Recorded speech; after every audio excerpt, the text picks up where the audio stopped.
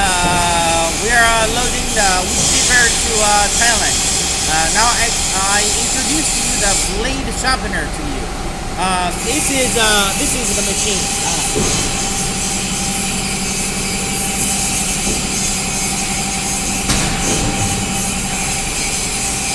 This blade sharpener need work together with a pneumatic pump. This is connected with a pneumatic pump. Small volume is okay. You can put the blade on this plate. Fix it well, and this grind. This grind part will sharpen the blade.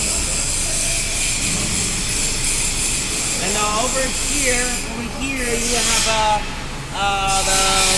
the start and the stop buttons.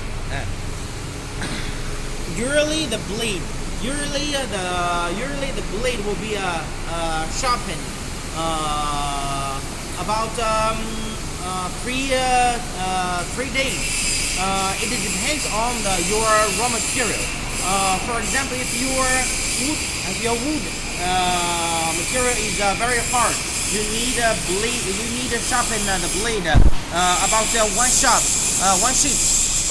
work about every 8 hours, or 2 days, or 3 days, depends on different raw material. Okay, thank you.